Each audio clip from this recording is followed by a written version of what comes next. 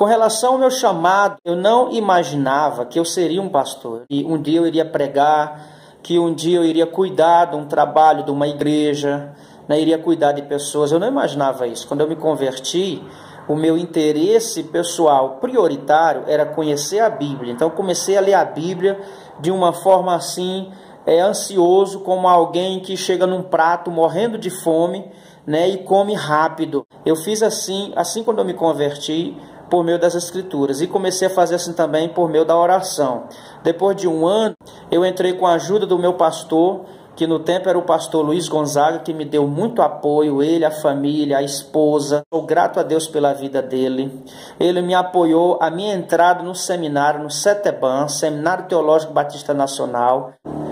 Em 1993 eu me converti no mês de agosto. Em 1994 eu ingressei no CETEBAN e aí fui fazendo o bacharelado em teologia.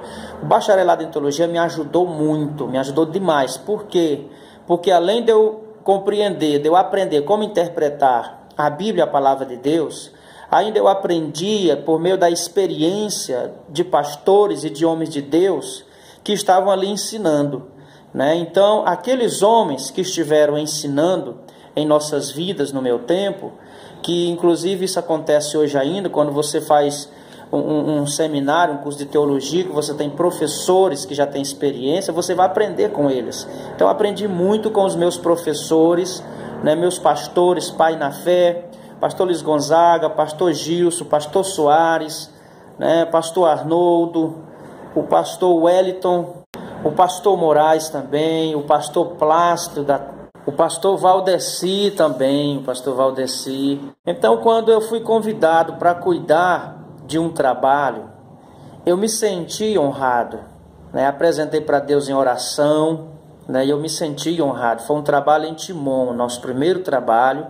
foi em Timon, em 1996. Né? Nós assumimos o trabalho em Timon, ficamos lá até a metade do ano de 1997. Trabalho muito bom, com pessoas talentosas, pessoas que me ajudaram no evangelismo, nos cultos.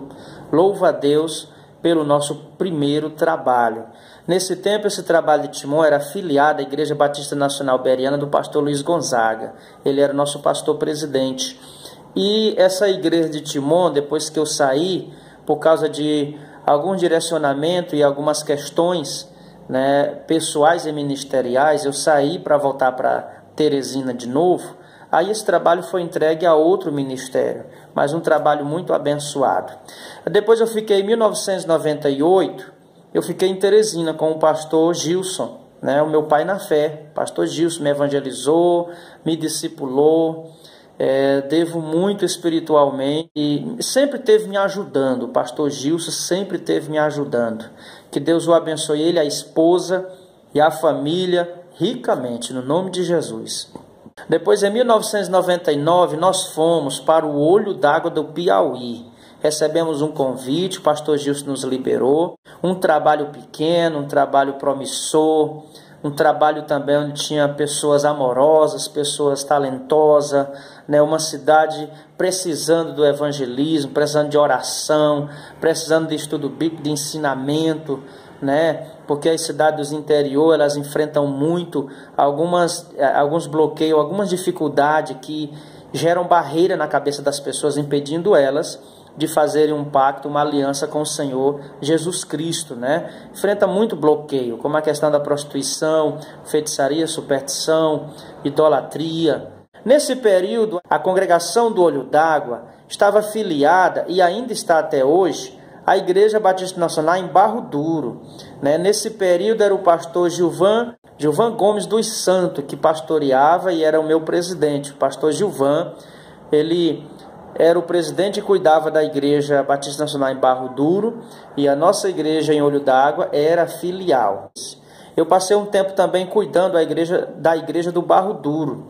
Nesse período, o pastor Gilvan, por algumas necessidades de direcionamento ministerial, ele saiu do Barro Duro e foi para um outro lugar, para uma outra cidade. E nesse período, a igreja do Barro Duro ficou sem um pastor. Durante praticamente 6 meses, eu estive cuidando da igreja de Barro Duro, até que um pastor fosse enviado para a igreja. Aí no ano de 2003, nós saímos do Olho d'Águia e fomos para a União do Piauí. Fomos assumir um trabalho lá que estava precisando de um obreiro. Estava afiliada à Igreja Batista Nacional Beriana do pastor Luiz Gonzaga, então eu voltei novamente para os cuidados do pastor Luiz Gonzaga. Estivemos lá em União até 2007. Foi em 2003 que eu fui consagrado ao ministério pastoral. Esse pedido tinha sido feito no tempo em que eu estava com o pastor Gilson, em 1998, né? Foi pedido a Ormiban, mas foi só em 2003, quando eu estive com o pastor Luiz Gonzaga. O pedido foi feito com o pastor Gilson e aí eu entrei naquele processo para chegar até o momento de ser ordenado. Então em 2003 eu fui ordenado ao Ministério Pastoral, estando em União do Piauí. Quando nós chegamos lá em União, o salão era alugado, um salão pequeno, mas a igreja já tinha um terreno. Então pela fé nós começamos a limpar o terreno. Eu passava em frente ao terreno, visitava os vizinhos, ficava olhando como é que nós vamos construir essa igreja. Depois que nós construímos a igreja, né, eu de frente ficava me perguntando como foi que nós conseguimos construir essa igreja. Mas Deus é o Deus dos milagres, né, o Deus que opera as maravilhas. Em 2007 eu voltei para Teresina. Fiquei até o final do ano na Igreja Batista Nacional Beriana, recebendo assistência, me estruturando. Aí no início de 2008 eu pedi liberação ao pastor Luiz Gonzaga para atender um convite de um pastor amigo nosso. Estava precisando de um missionário na terra de Tocantins. E eu já há muitos meses estava pensando em sair do Piauí, em conhecer outro lugar, né, em caráter missionário. E aí o pastor Luiz Gonzaga gentilmente me liberou. Foi o pastor Coriolano. Fui para Tocantins. Aí fiquei em Tocantins de 2008 até 2012, né, aproximadamente, me parece que uns 4 anos. Né, fiquei 4 anos em Tocantins, uma cidade muito abençoada, uma cidade também com todas as dificuldades que a cidade do Piauí tem para o evangelho chegar ao coração das pessoas. Uma cidade pequena, uma cidade que ficava na área indígena. Lá, inclusive, eu conheci índio, preguei nas tribos indígenas, aprendi até uns palavreados, a tribo dos Craô. Deus para eles é Papami. Espírito para eles, qualquer ser espiritual, é Megaron. As crianças são chamadas de Craré, né? Os Crarezinhos. Branco é chamado de Cupém e índio é chamado de Merrim. Então ficamos lá até 2012. Em 2013 nós voltamos para Teresina novamente, pedi ao pastor Coriolano que me liberasse, porque o coração estava pedindo para mim sair de Itacajá. Gente, essa é a vida doida de um missionário. Ou seja, qualquer um, pensando de forma lógica, ele teria ficado num lugar, se estabelecido, comprado uma casa, né, acumulado bens, carro, moto, casa, ajeitado os filhos, mas sempre me deu essas doidas de ficar saindo, né, de ficar atendendo a algo que fica me apertando no peito, que fica me impulsionando, me chamando para determinado lugar. Da forma como Deus chamou Abraão. Como foi que Deus chamou Abraão? Abraão, sai da tua parentela, vai para o lugar que eu te mostrar, e pronto. Abraão não ficou mais quieto. Abraão só teve paz quando atendeu o chamado do Senhor.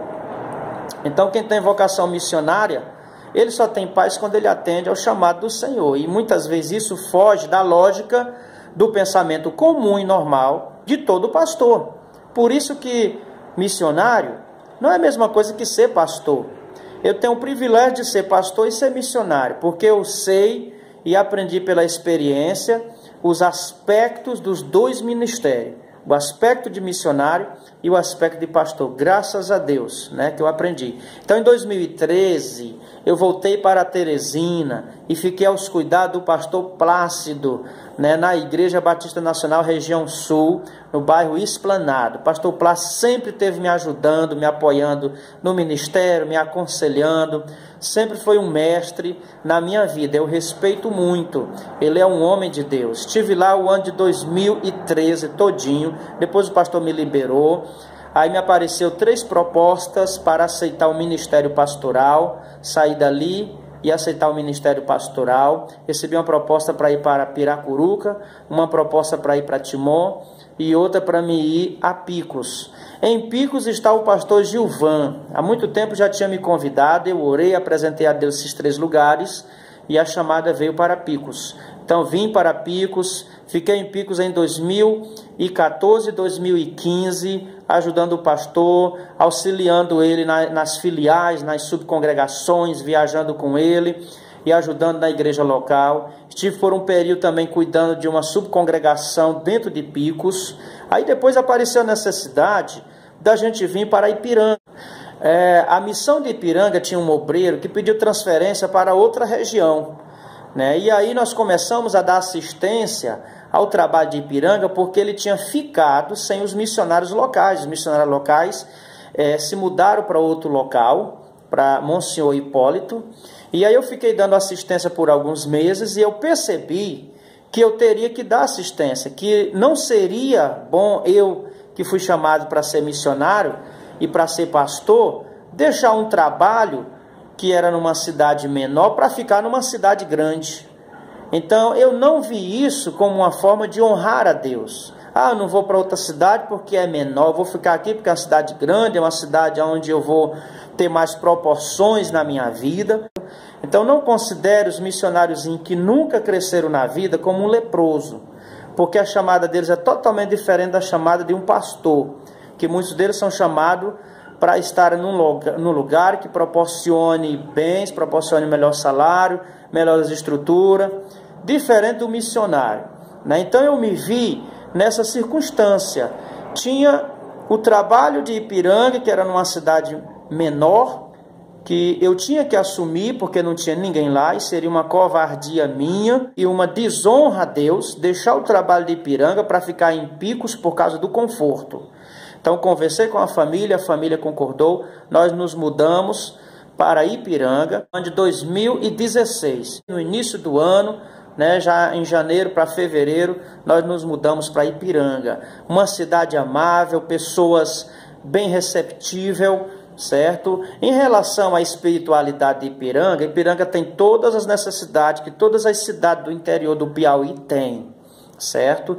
E tem todos os obstáculos e dificuldades também. Como eu já mencionei, a dificuldade de muitas cidades no interior e até da capital é o que tem prendido as pessoas, impedido elas de aceitar Jesus Cristo, fazer um pacto com o Senhor Jesus Cristo, são as coisas do mundo. É a prostituição que prende a pessoa, né, nas relações íntimas, isso se torna em vício e a pessoa se sente presa e com dificuldade. Aí é necessário oração, é necessário evangelismo, é necessário tempo também, né, para que a pessoa chegue àquele tempo em que ela diga para Deus: basta, eu quero mudar minha vida, eu quero o Senhor Jesus. Né? A outra dificuldade é a idolatria. A pessoa nasce em um sistema de tradição religiosa em que ela quer honrar sua tradição, ela quer ser fiel à sua tradição. E se ela nasce numa tradição religiosa em que há idolatria e há espiritismo, ela vai procurar ser fiel. Aí nisso ela começa a discriminar todos aqueles que pensam diferente dela, que agem diferente dela, como no caso os cristãos, os crentes ou os evangélicos.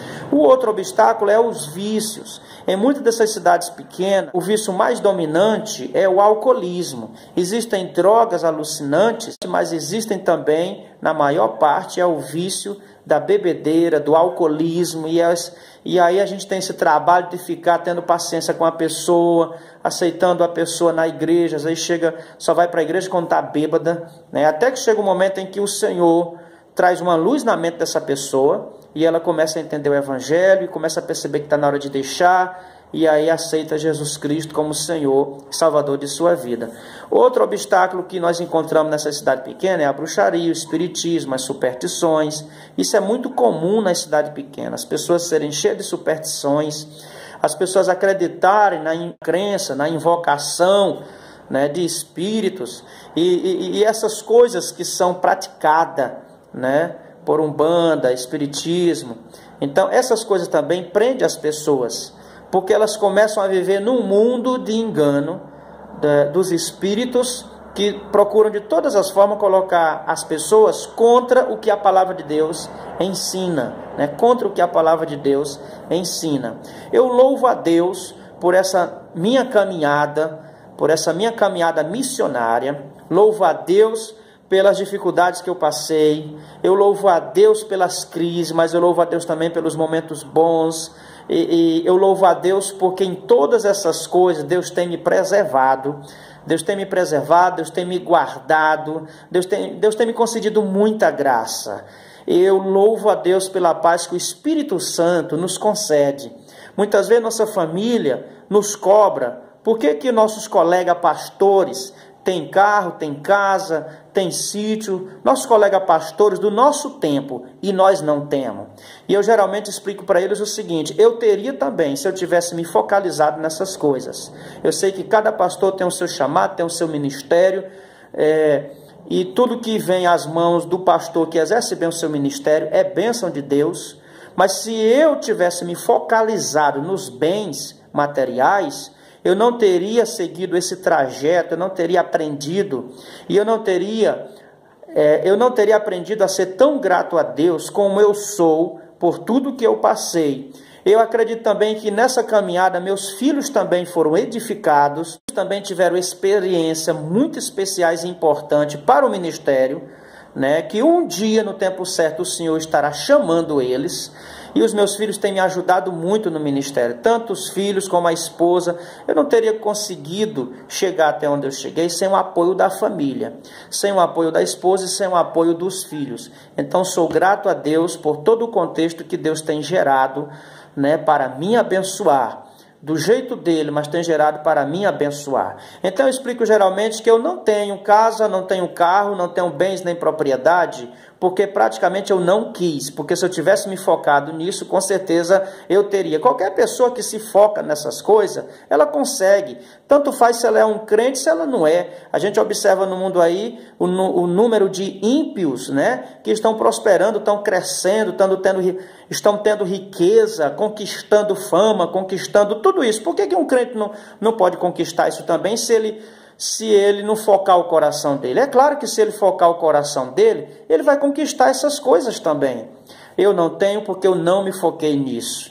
Eu acredito que no tempo certo o Senhor vai estar me abençoando, vai estar me proporcionando todas as coisas que eu sempre tive pedindo a Ele, como bens, casa, carro, propriedade. O Senhor vai estar me dando no tempo certo, né, na sequência dele, no projeto dele e no plano dele. Peço orações a vocês, orem por nós, orem pelo ministério, orem pela nossa família, orem também por todas as igrejas que eu mencionei aqui, por todos os trabalhos. Todas essas pessoas são pessoas que me ajudaram no ministério e que até hoje tem pessoas nesses ministérios por onde eu passei que estão me ajudando até hoje. Tem irmãos que mandam ajuda para mim, né, porque sabem das minhas dificuldades. Eu tenho intercessores, eu agradeço a Deus pelas pessoas que têm orado por nós e pelas pessoas que têm nos ajudado. Sou grato a Deus pela vida de vocês.